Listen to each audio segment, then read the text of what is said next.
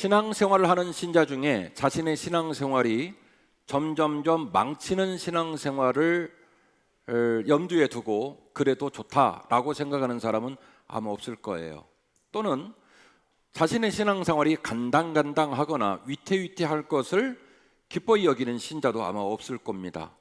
이왕 하는 신앙생활이면 잘하고 싶고 그리고 항상 보람 있는 열매로 나아가고 싶은 것이 사람의 인지상정이겠지요. 그런데 그런 마음의 의도와는 달리 신앙생활을 하다 보면 위태위태하고 간당간당 거릴 때가 많습니다. 오늘은 말씀을 통해서 그와 같은 우리의 필요와 소원과 달리 우리의 삶이 그렇게 롤링을 하는 것이 일상인데 그 롤링을 이기고 당당하게 또 좌로나 우로나 치우치지 않고 믿음의 길을 걸어갈 수 있는 노하우를 말씀을 통해 나누고자 합니다. 하나님께서 부족한 영의 목소리와 말씀을 통해 여러분에게 기름을 부어주시고 여러분 각자의 심령에 아멘 되셔서 주님 만나는 그 순간까지 부족한 종은 목양의 사명을 잘 감당해서 칭찬받고 여러분은 믿음의 길을 잘 걸었다 칭찬받는 소중한 결단이 있는 귀한 예배가 되기를 주의 이름으로 축원합니다. 자, 온전하고 당당한 믿음의 생활을 걸어갈 수 있는 첫 번째 원리를 말씀드리겠습니다. 특별한 장소와 시간에 하나님의 임재가 있는 줄로 믿습니다. 특별한 장소와 시간에 하나님의 임재가 있는 줄로 믿습니다. 여러분, 인간은요 사물을 오감을 통해 인지를 해요. 눈으로 보고 귀로 듣고 손으로 만져서 촉각을 하고 미각을 하고 이렇게 시청각적인 요소를 통해서 오감으로 인식을 하고요. 인식한 것을 뭐가 분석하냐면 뇌가 분석을 해요. 이 작업이 마쳐지고 나면 의사결정이 나옵니다. 할 건지 말 건지, 소중히 여길 건지 함부로 여길 건지, 끝까지 갈 건지 중간에 때려칠 건지 요거를 결정을 합니다. 다시요, 어떤 의사결정할 때 그냥 의사결정하지 않고 오감으로 수용을 한다고 그랬죠. 어디서요? 내 환경에서. 내 환경에서 귀로 듣고 눈으로 보고 손으로 만지고 입으로 맛보고 하는 과정들을 통해서 오감으로 인식을 하고 인식한 것을 누가 정리를 하냐면 뇌가 정리를 쭉 해요. 그래서 의사결정을 합니다. 이게 나한테 되는 일인지 안 되는 일인지, 에너지를 쓸 건지 말 건지 결정을 내린단 말이죠. 다시 말씀을 드리면 인간의 정체성과 삶의 방향을 정할 때 환경이 절대적인 영향을 미친다는 거예요. 놀랍게도 제가 몇 주 전에 설교에 여러분에게 행복은 전염됩니다라는 책을 소개했습니다. 기억나시죠? 많은 분들이 그 책을 사보셨다고 해서 또 저는 보람을 느낍니다. 행복은 전염됩니다. 무려 20년 동안 연구한 리서치 페이퍼에 의한 아주 굉장히 중요한 과학적인 책, 그리고 예측이 가능한 책을 여러분에게 소개했는데 그 책에서 여러분에게 소개한 중요한 지도 하나가 있습니다. 인문학 강사들은 이 지도를 흔히 사용하고 다 알고 있고 낯놓고 기억자입니다. 그래서 한빛교회 성도들은 다 장착하고 살아야 돼요. 자, 나의 친구가 행복하면 내가 행복할 가능성이 몇 프로가 올라간다고 그랬죠? 아이고야, 대단하신 분들이에요. 그걸 기억을 하셨군요. 자, 나의 친구가 행복하면 내가 행복할 가능성이 15%가 올라갑니다.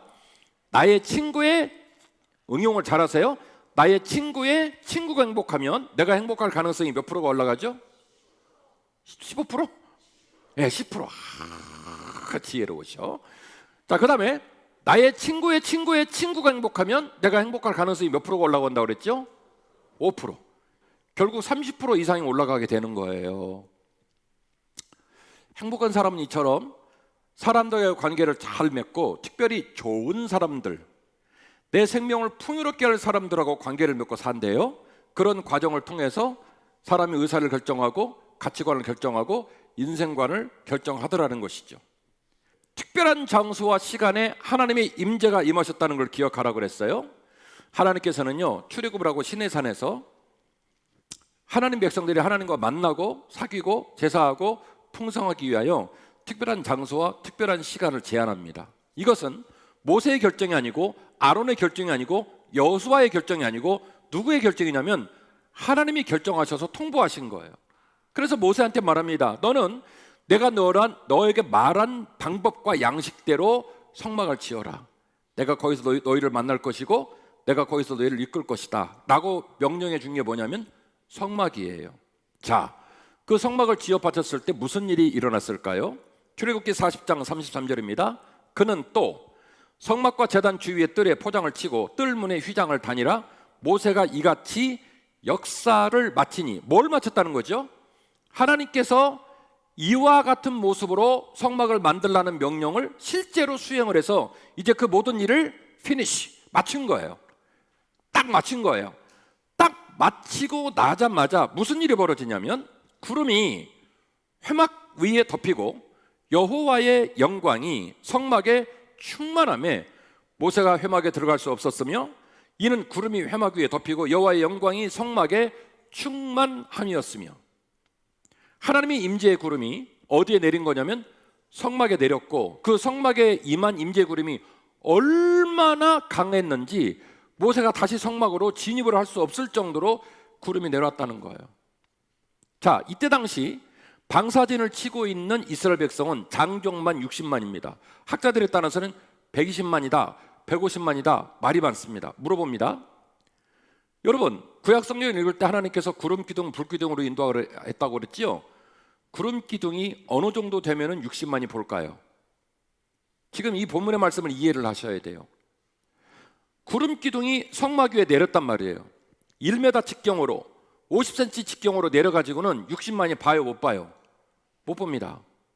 그야말로 60만 대군이 어느 장소에 있든지 눈을 들어 딱 보면 구름이 보일 만큼 어마어마한 구름 기둥이 어디로 내려온 거냐면 성막에 내려오게 된 거예요.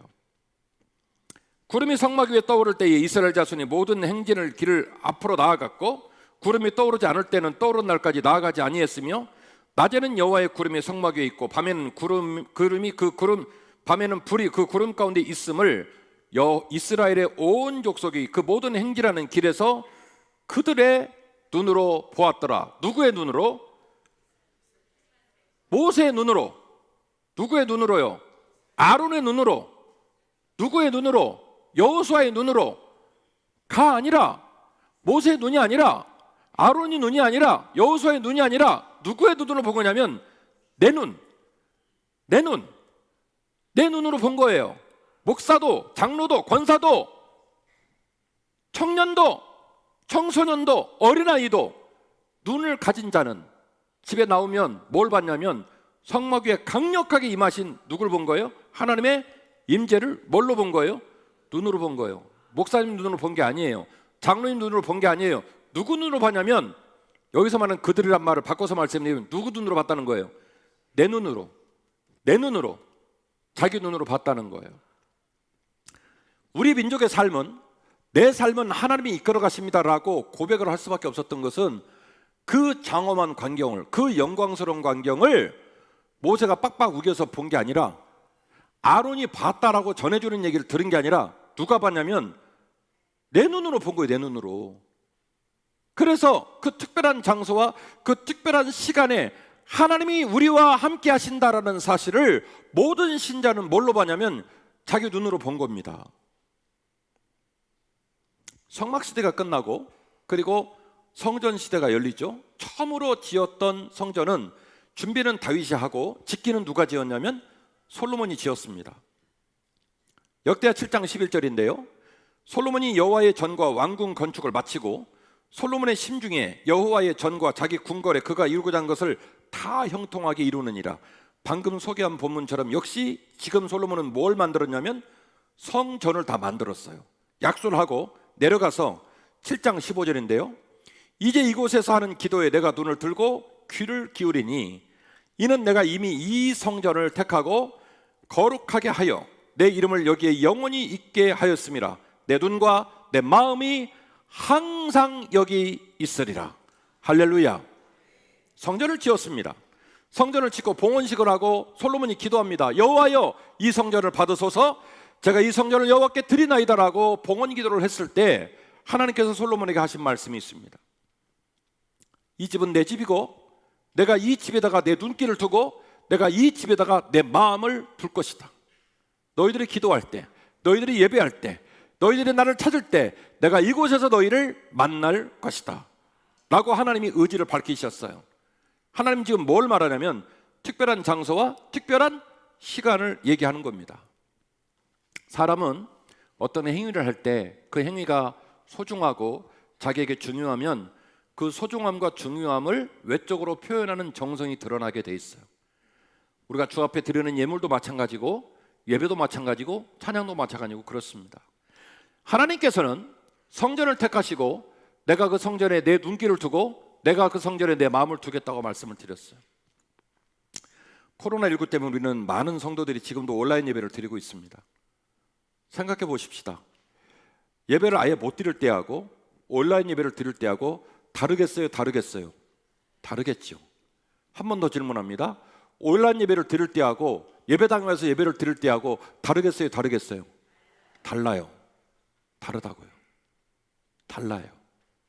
하나님께서는 거룩한 땅, 거룩한 시간을 택정하시고 내가 그 땅에서 그 건물에서 그 시간에 내가 너희와 풍성하게 만날 것이다 라고 약속을 해 주셨습니다. 실제로 성전을 마치고 나서 성막시대와 똑같은 이상한 일이 벌어지는데요. 열왕기상 8장 6절입니다. 제사장들이 여호와의 언약궤를 자기 처소로 메어 드렸으니 곧 성전의 내소인 지성소 그룹에 날개 아래라. 자, 여호와의 제사장들이 솔로몬이 성전을 짓고 나니까 그 지은 성전의 지성소로 언약궤를 들고 들어왔어요. 그래서 드디어 성전이 성전의 역할을 완벽하게 구비를 마치고 난 후 제사장들이 그 궤를 처소에서 두고 이제 나오게 되는 일이 벌어지는데요. 이어지는 하반절 10절입니다. 제사장이 성소에서 뭐 할 때에 나올 때에 뭐 하고요? 언약궤를 지성소에 잘 모시고 그리고 돌아서서 나올 때에, 그러니까 솔로몬은 성전을 지어 바쳤고 제사장들은 그 안에 뭘 모셨냐면 언약궤를 모시고 나올 때에 구름이 여호와의 성전에 가득하매 제사장이 그 구름으로 말미암아 능히 서서 섬기지 못하였으니 이는 여호와의 영광이 여호와의 성전에 가득하였습니다. 아멘.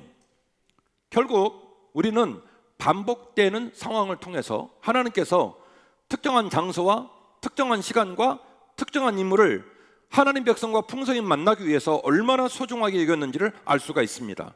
그 중에 한 사람은 빼죠. 대제사장이라는 특수한 인물입니다. 저하고 여러분은 이방인입니다.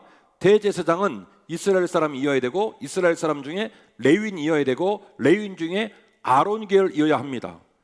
저도 불가능하고 여러분도 불가능한 일이기에 대제사장이라는 사람은 빼고 그러면 두 가지가 남죠. 특정한 시간과 특정한 장소입니다. 제가 말씀드렸잖아요. 너무 제가 예루살렘 가서 놀란 건 주일날 결국 제가 우리 교회 예배를 같이 드렸어요. 주일날 예배를 드리려고 했더니 예배를 드리는 교회가 없는 거예요. 이스라엘도 교회가 있어요. 없어서 이게 어떻게 된 일인가 조사를 했더니 어제 예배를 다 드렸다는 거예요. 그러니까 이스라엘은 특수한 상황이라 주일날이 안식이 돼요. 프로테스탄트 개신교도 안식일날 예배를 드려요. 그 이유는 이스라엘 나라의 시스템이 토요일날이 공휴일이고 토요일날이 빨간 날이고 주일날부터는 월요일날이라 모든 공부가 시작되고 모든 일상이 일반적인 삶으로 진행이 되니까 사실은 이제 주일날 우기고 예배를 드리면 교회는 결국 월요일날 계속 예배를 드려야 되는 상황이 벌어지니까 성도들이 교회를 못 오죠. 그래서 편의상 예배 시간을 어디로 옮긴 거냐면 안식일로 옮겨서 예배를 드리는 거예요. 하나님께서는 특별한 장소와 특별한 시간을 명확하게 얘기하고 그 장소, 그 시간에 내가 너희를 만날 거라고 얘기를 하셨어요. 그래서 장소가 몹시 중요합니다. 오늘 저는 기도하면서 설교를 준비하고 그리고 어젯밤에 헛된 꿈을 꾸기를 오늘 예배당이 꽉 찰 거라 생각을 했는데 많이 비어갖고 지금 점심 안 먹을 거예요. 마음이 너무 아파요. 목사님, 살다 보면 빠질 수도 있죠. 주일날 꼭 예배 가야 돼요? 예, 꼭 가야 돼요. 저 전도사 때 주일 성수란 말 엄청 싫었어요. 주일 성수란 말이 성경 어디에 나옵니까? 근데 목사님들은 강대상만 서면 주일 성수를 얘기하고 장로님들은 대표 기도하면 주일 성수하게 하옵소서 이렇게 기도했거든요. 제가 볼 때는 되게 되게 폭력적인 거예요. 빠질 수 있지 뭐. 전도사 때. 지금 저는 말합니다. 주일 성수, 성경에 안 나오지만 마음에 간직해야 될 중요한 고백이에요. 주일을 성수, 거룩하게 지키겠습니다. 아멘 하실 타이밍이었어요. 주일 성수, 내 삶의 주일을 거룩하게 지키겠습니다. 할렐루야. 하다못해 속된 표현 쓸게요. 여자를 꼬셔서 그 여자랑 결혼을 하더라도 그 여자한테 내 마음, 내 시간, 내 정성 안 주면 그 관계 유지 못합니다. 맞죠? 직장 생활도 마찬가지입니다. 저 위에는 MZ세대들 제 얘기 잘 들으세요. 우리 사회가 저는 여러분 우리 모두에게 몹시 무책임한 방송을 내보내겠다고 생각하는 사람 중에 하나예요. MZ세대 말할 때마다 마치 MZ세대가 이 세상의 주인인 것이냐 얘기하는데 그렇지 않아요. MZ세대를 말하는 이유는 우리하고 너무 다른 MZ세대와 동역하기 위하여 MZ세대를 이해하는 차원에서 MZ세대의 특징을 얘기해야지, MZ세대가 삶의 기준입니까? 인사결정권이 있습니까? 회사를 경영합니까? 그 돈을 만들어낸 희생과 헌신을 한 적이 있습니까? 오해하지 마세요. MZ세대 스타일로 생각하고 MZ세대 스타일로 사회생활하면 여러분 못 버팁니다. 인사결정권자가 여러분에게 기회를 주지 않습니다. 고가를 높이지 않습니다. 결국 그 조직에서 살아남을 수 없어요. 어디서 무엇을 하든지 가장 아름답고 고귀한 것에는 반드시 희생과 헌신이 들어가고 애착이 들어가야 됩니다. 직장에서 인정받으려면 그만큼 직장을 사랑하고 헌신해야 합니다. 하다못해 인간과 인간의 만남에서도 그렇게 소중한 것에는 희생이 들어가고 정성이 들어가고 그 사랑하는 대상을 향한 온전한 헌신이 들어가거늘 주님을 만나고 주님을 섬김에 있어서 내 삶의 시간과 장소가 구분되지 않고 그분과 깊은 교제를 나눈다? 방구 같은 소리입니다. 그래서 예배하는 장소와 예배하는 날이 너무너무 중요하고 주일 성수가 저와 여러분의 신앙생활 가운데 매우 중요한 가치가 되기를 간곡히 부탁의 말씀을 드립니다. 두 번째로, 그럼에도 불구하고 우리의 마음에 하나님이 임재하신다는 것을 기억해야 됩니다. 하나님 백성의 역사가 신약으로 넘어오면서 하나님과 하나님 백성 사이의 소통의 변화가 나타나요.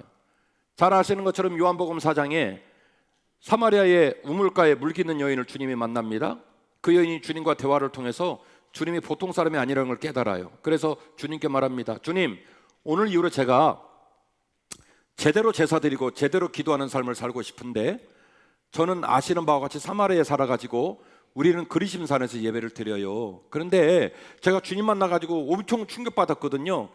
이왕 제대로 하려면 그럼 어떻게 남유다까지 내려가가지고 예루살렘에서 예배를 드려야 될 것 같은데 어떻게 하면 좋을까요? 라고 물었습니다. 그때에 요한복음 4장 24절 그 엄청난 말씀의 답변이 주님으로부터 나옵니다. 하나님은 영이시니 예배하는 자가 영과 진리로 예배할지니라. 이 본문의 앞에 나오는 본문이 이겁니다. 그리심산에서도 말고 예루살렘에서도 말고 무슨 얘기예요? 장소가 중요하지 않다. 네가 그리심에서 예배를 드리던 예루살렘에서 예배를 드리던 네 마음이 빠지면, 네 영이 빠지면, 네 진리가 빠지면 그 장소를 지켰던 네 애씀이 헛된 애씀이 될 것이다. 그래서 거기에 뭘 담으라는 거예요? 그리심에서 예배를 드리던 예루살렘에서 예배를 드리던 그보다 더 중요한 것이 있는데 거기다 뭘 담아라? 네 마음을 담으라는 거예요. 하나님은 영이시니 예배하는 자가 영과 진리로 예배할지니라. 네가 네 마음 가운데서 예배해야 한다는 거예요. 고린도전서 3장 16절인데요. 너희가 하나님의 성전인 것과 하나님의 성령이 너희 안에 계시는 것을 알지 못하느냐? 누구든지 하나님의 성전을 더럽히면 하나님이 그 사람을 멸하시리라. 하나님의 성전은 거룩하니 너희도 그러하니라. 제가 비겁하니까 이러면 안 될게요. 그러나 은유적으로 얘기를 할 테니 여러분이 알아서 들으십시오. 근자의 모 목사님이 본인의 지위와 영향력을 빌미로 자꾸 제 눈에도 많은 목회자들 눈에도 가슴이 아픈 유튜브 영상을 계속 만들어 올리고 있고 우리 성도들도 많이 보셨을 것 같아요. 그분은 서울의 큰 어떤 교회 목사님께서 당신의 예배당을 성전이라고 설교했다고 신랄하게 그분을 비판하는 영상을 내보냈습니다. 많은 사람들이 그 영상을 보고 은혜 받아가지고 밑에다 리플을 붙였어요. 목사들 다 이상한 인간들이라고. 저는 저항합니다. 그 목사님이 저보다 훨씬 더 유명하고 잘 나가는 목사님이지만 저는 동의할 수 없습니다. 예배당은 성전이 맞습니다. 이 예배당이 성전이 아니라는 것, 제가 강대상에서 여러 번 말씀드린 바가 있습니다. 일부러 하강대를 없애고 때가 되면 이 상강대상에서 목사도 장로도 권사도 심지어 어린아이 이르기까지 예배 순서를 감당하고 이곳이 지성소가 아니기에 모든 사람이 이 땅에 서서 예배당을 섬길 수 있도록 하겠다고, 그래서 우리 예배당이 성수의 옷을 벗고 지성소의 옷을 벗고 예배당답게 하겠다고 몸부림치는 모습도 있습니다만, 저 또한 말씀을 증거할 때마다 이 예배당을 성전이라고 은유적으로 표현한 적이 많습니다. 예배당은 정밀하게 예배당입니다마는 성전의 가치와 성전의 유산과 성전의 메시지를 계승하고 있는 특별한 장소이기에 때로는 성전이라 부를 수 있는 것입니다. 심지어 제가 여러분에게 소개한 고린도전서 3장 16절 말씀에 사도 바울은 이렇게 말을 했습니다. 심지어 뭐라고 말했냐면 너희 몸이 거룩한 성전이라는 거예요. 여러분, 이게 말입니까 방구입니까? 여러분, 성전은 세상에 하나밖에 없어요. 예루살렘 성전은 하나입니다. 어떻게 사도 바울은 이런 말을 할 수 있었을까요? 너희 몸이 성전이다. 여기에 예배드리는 모든 사람이 성전이라는 거예요. 여쭤보겠습니다. 성전은 움직여요, 못 움직여요? 못 움직이죠? 그런데 우리 몸이 성전이라니 지금 성전이 어떤 상황이 벌어지는 거예요? 움직이는 일이 벌어지는 거예요. 이런 상황을 이른바 은유적 표현, 풍유적 표현이라고 얘기하는 거예요. 바울은 말합니다. 성전은 예루살렘 성전 하나라는 사실을 알지만, 그러나 우리가 거룩한 하나님의 백성이 되고 난 이후에 우리의 마음과 몸이 거룩한 성전임을 잊지 않고 내 삶의 자리에서 성전을 섬기는 마음으로 살아가야 한다는 것을 강조하기 위하여 은유적으로, 풍유적으로 너희 몸이 뭐라고 표현했습니까? 거룩한 성전이라고 표현을 한 거예요. 어떤 목사가 지혜가 부족해서 자기의 예배당을 성전이라고 말을 했겠어요? 저는 그 비판당한 목사님의 목회지에 가보지 않았지만 저는 생각합니다. 그 설교를 하신 목사님도 그 주 설교에 자신들의 예배당과 자신들의 예배 안에 담겨질 성전의 의미를 강조하고자 그 용어를 사용했다고 생각을 합니다.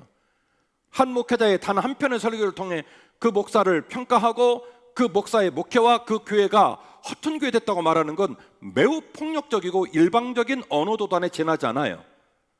저는 그 유명한 목사님의 메시지를 동의하지 않습니다. 그리고 오늘 본문에 고린도전서 3장 16절 이하의 본문과 같이 바울조차도 우리 몸이 거룩한 성전이라고 은유적으로 이 얘기를 하고 있더라는 것이죠. 더 나아가 로마서 12장 1절 말씀인데요. 그러므로 형제들아, 내가 너희 하나님의 모든 자비하심으로 너희를 권하노니 너희 몸을 하나님이 기뻐하시는 거룩한 산 제물로 드리라.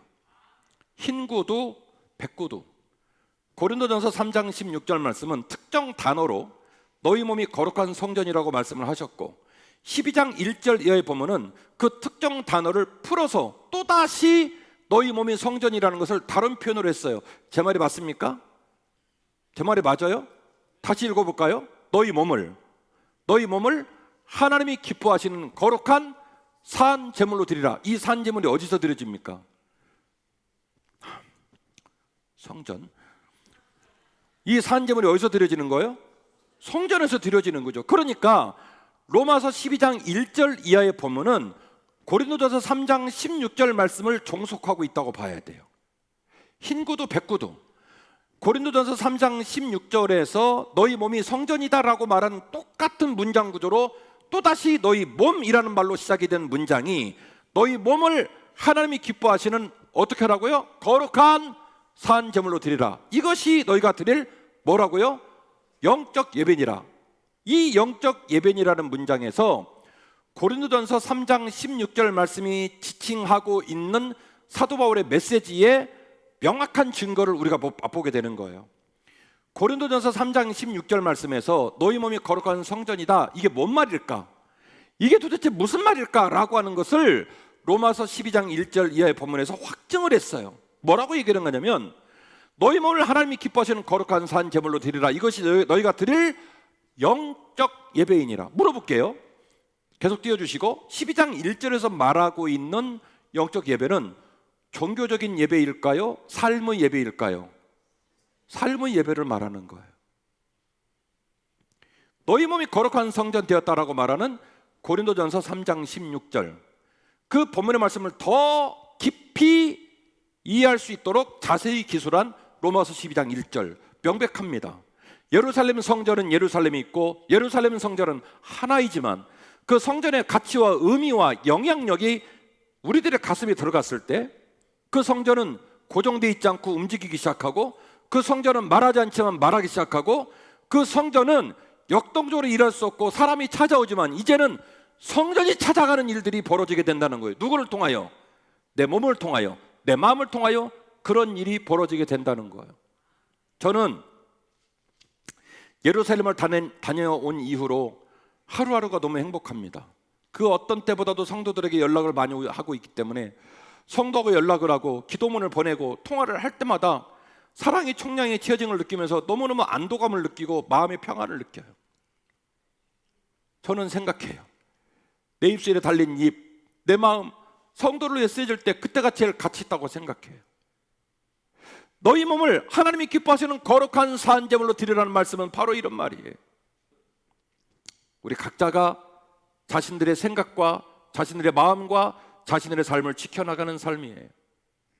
저는요, 여러분에게 말을 안 할 뿐이지 여러분 마음 상태와 여러분의 심령이 맹놀이를 하는 것을 눈으로 목도하면서 목회를 합니다. 본인은 시치미를 떼지만 동이 서에서 먼 것처럼 생각이 급변을 하고 방향이 달라지는 걸 제가 옆에서 지켜봅니다. 위태롭고 걱정스러울 때가 많죠. 여러분, 우리가 어떤 삶의 변화를 맞이했다면 느닷없이 내 마음속에서 그런 변화가 생긴 것 같지만 안 그래요. 오늘 설교의 맥락을 기억하시면 어디서 영향을 받은 거예요? 주변 환경에서 영향을 받은 거예요. 무엇을 보았느냐, 무엇을 들었느냐, 어떤 소통을 했느냐에 따라서 그 사람의 생각과 삶의 방향이 막 바뀝니다.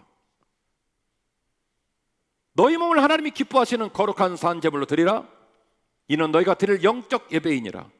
너희는 이 세대를 본받지 말고 오직 마음을 새롭게 함으로 변화를 받아 하나님의 선하시고 기뻐하시고 온전하신 뜻이 무엇인지 분별하도록 하라. 저와 여러분이 성막이라는 특정된 장소, 성전이라는 특정된 장소를 뛰어넘어 이제는 어디로 와요? 성전이 어디로 들어와요? 우리의 마음으로 들어와서 우리의 생각, 우리의 언어, 우리의 마음가짐, 우리의 삶이 성전을 모실만 하고 성전을 실천만 하고 움직이지 않는 성전이 움직여서 낙담한 자를 이렇게 세우고 신앙생활하다 절망한 사람을 다시 이렇게 세워 전도를 하고 이런 역할을 감당하는 일련의 모습이 어디서 나오냐면 움직이는 성전인 우리의 마음 가운데서 나온단 말이에요. 무릇 지키만 한 것보다 너희 마음을 지키라는 말씀이 그래서 중요한 것이고, 우리의 마음이 세속을 따르지 않고 변화를 받아 하나님이 기뻐하시고 선하시고 온전한 뜻이 무엇인지를 분별하면서 내가 내 삶에 성전된 삶을 살아가는 것, 그것이 영적 예배라는 거예요. 이 예배는 종교적인 예배가 아니라 삶의 예배입니다. 자, 신앙생활이 뚝심 있게 좌로나 우로나 치우치지 않고 믿음으로 걸어갈 노하우를 여러분에게 아주 뚝딱 떨어지게 얘기를 했습니다. 비교적 명료하게 설교를 했는데 맞지요? 어떻게 후련하게 아셨죠? 은주 집사님 맞죠? 예, 물어봅시다. 그럼 이제 똑 떨어지게 아셨어요. 근데 왜 여러분 표정은 이렇게 근심 어린 표정입니까? 성막의 중요성, 성전의 중요성, 그 성막과 성전이 우리 가슴으로 들어와서 하나님의 선하신 뜻을 따라 분별하고 거룩한 산제물 되어 영적 예배를 드리는 삶을 살라고 이렇게 설교를 잘했건만 왜 여러분의 눈동자와 얼굴은 대단히 근심 어린 표정이십니까? 왜 그럴까요? 아무리 들어도, 아무리 알아도, 아무리 도전을 받아도 그 거룩한 삶을 감당하기가 만만하지가 않기에 내 기질, 내 삶, 내 삶의 다리가 얼마나 엉망진창인지를 알기에 말씀을 들어도 내가 그 말씀 따라 살기가 만만치 않겠구나 겁이 나는 거예요. 그래서 오늘 말씀이 결론입니다. 오직 붙어 있음으로 예배자의 삶을 완성하게 되는 줄로 믿습니다. 저는 작년 말 새벽 예배를 통해 요한계시록 강해를 했고, 요한계시록 강해에서 등장된 매우 중요한 신학적 용어가 하나 있습니다. 그 용어가 뭐냐면 신적 수동태예요. 인생을 살다가 하나님을 사랑하고 하나님의 은혜를 따라 하나님을 만납니다. 예배를 통해 만나고, 말씀을 읽다 만나고, 기도하다 만나고, 믿음의 법과 교제를 하다가 하나님을 만납니다. 하나님이 나를 만나셨습니다. 문제는요, 하나님이 나를 만나셨는데 내가 그 하나님께 붙들림 바 되어서 하나님 따라 걸어가는 일이 쉽다, 어렵다? 어렵다. 그래서 이때 등장하는 신학적 용어가 뭐냐면 신적 수동태, 요한계시록 표현으로 말하면 인치심을 받았다. 내가 인치인 게 아니라 인치심을 받았다. 하나님 아버지께서 견인고리로 나를 껴가지고 딱 나를 잡고 끌고 가는 상태를 뭐라고 말하냐면 신적 수동태라고 얘기를 해요. 그럼 우리는 뭘 해야 돼요? 우리는 뭘 해야 되냐고요? 붙어 있어야 됩니다. 자, 설교 어렵네요. 우리는 뭘 해야 돼요? 붙어 있어야 돼요. 쉬워요, 어려워요?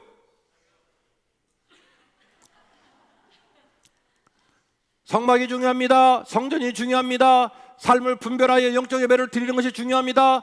너무너무 맞는 얘기지만 이거는 쉽지 않아요. 그런데 붙어 있는 것도 어렵다 그러면 그냥 죽어야 돼요.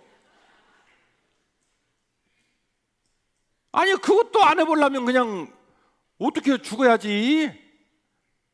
대답 잘하세요. 붙어 있는 게 쉬워요, 어려워요? 쉽죠. 마음만 먹으면 붙어 있는 건데 마음을 안 먹으니까 안 붙는 거지요. 그렇죠? 성막을 묵상하고 성전을 묵상하고 삶의 예배를 묵상하는 거야 어렵지요. 그러나 목사님, 붙어 있는 것도 어려워요. 그러면 죽어야 돼요. 붙어 있는 거 뭐냐면 내가 에너지를 만들고 내가 제품을 생산하고 내가 시간을 만들어내고 내가 자리를 만드는 게 아니라 그 모든 걸 주실 분에게 뭐만 하면 돼요? 붙어만 있으면 되는 거예요. 요한복음 15장 4절입니다. 내 안에 거하라, 나도 너희 안에 거하리라. 가지가 포도나무에 붙어 있지 아니하면 스스로 열매를 맺을 수 없음 같이 너희도 내 안에 있지 아니하면 그러하리라. 나는 포도나무여 너희는 가지라. 그가 내 안에 내가 그 안에 거하면 사람이 열매를 많이 맺나니 나를 떠나선 너희가 아무것도 할 수 없음이니라. 사람이 내 안에 거하지 아니하면 가지처럼 밖에 버려져 마르나니 사람들이 이것을 모아다가 불에 던져 사르느니라. 너희가 내 안에 거하고 내 말이 너희 안에 거하면 무엇이든지 원하는 대로 구하라. 그리하면 이루리라. 너희가 열매를 많이 맺으면 내 아버지께서 영광을 받으실 것이요 너희는 내 제자가 되리라. 중요한 말씀이 나오네요. 아버지께서 나를 사랑하신 것 같이 나도 너희를 사랑하였으니 나의 사랑 안에 거하라. 아멘. 주님의 말씀이십니다. 얘들아, 우리 아버지가 나를 사랑한 것처럼 나도 너희를 사랑할 거야. 그러니까 너희들도 내 사랑 안에 거하거라. 예수 그리스도가 포도나무시고 우리는 가지인데 가지는 할 일 하나밖에 없어요. 주님 말씀 맞다나 나무에 붙어만 있으면 그 나무에서 물이 올라오고 영양분이 올라오고 잎사귀가 파릇파릇해지고 아름다운 열매를 맺습니다.